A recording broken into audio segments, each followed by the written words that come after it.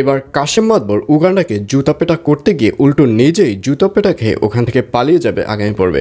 বিস্তারিত জানতে সম্পূর্ণ ভিডিওটি দেখতে থাকুন। আসসালামু আলাইকুম প্রিয় দর্শক, সবার কি অবস্থা? হাজির হয়ে গেলাম দীপ্ত টিভির নিবেদিত বকুলপুর সিজন 2 এর 689তম পর্বে কী সব ঘটতে চলছে তার অগ্রিম খবর নিয়ে। এই পর্বটিকেও মিস করবে না, কারণ এই পর্বে আপনারা দেখতে পারবেন এবার অপেক্ষা করতে করতে উগান্ডার সালিশি শুরু হয়ে যাবে। আর অন্যদিকে গুড্ডিকে দেখা যাবে সে লোকজন নিয়ে বাগানে আড়ি পেতে সালিশি শুনতে থাকবে। অর্থাৎ সালিশির মধ্যে যদি 2 নম্বরই কোনো কথাবার্তা হয় তাহলেই গুড্ডি সাহেব সেই লোকজন নিয়ে সালিশির উপর হামলা করবে। আর অন্যদিকে দিবা, উগান্ডা, সাত্তা সাহেব এবং ওখানের যে কাশেম মাতবর রয়েছে সবাই সালিশিতে বসতে দেখা যাবে। এবং ওই এলাকার অর্থাৎ বকুলপুর এলাকার গণ্যমান্য যে লোকেরা রয়েছে সবাই সেই সালিশিতে প্রেজেন্ট থাকবে। এবং এক পর্যায়ে কাশেম মাতবর বলবে, শোনেন সবাই, এই হচ্ছে সেই উগান্ডা যে বকুলপুরে সাত্তা সাহেবকে গাছের সাথে বেঁধে তার মানহানি করেছেন। আর এই অপরাধে এই উগান্ডাকে 100 জুতোর বাড়ি দেওয়া উচিত।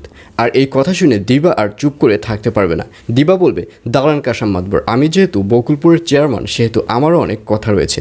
উগান্ডা যে সাত্তারকে গাছের সাথে বেঁধেছে, উগান্ডা কি শুধু শুধু সাত্তারকে গাছের সাথে বেঁধেছে? সাত্তার সাহেব চক্রান্ত করে তার বউয়ের গায়ে হাত তুলেছে। এক পর্যায়ে তার বউকে মেরে ফেলার সিদ্ধান্ত নিয়েছিল সাত্তার সাহেব।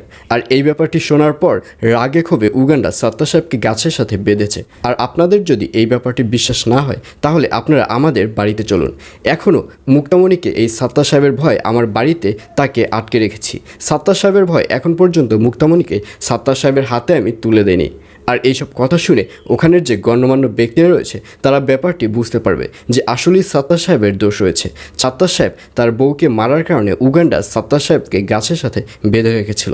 এবং এক পর্যায়ে উগান্ডাকে মাফ করে দেওয়া হবে। উগান্ডাকে আর 100 জুতোর বাড়ি দেওয়া হবে না। আর অন্যদিকে লীলাবতীকে দেখা যাবে সে অনেক ভালো হয়ে যাবে।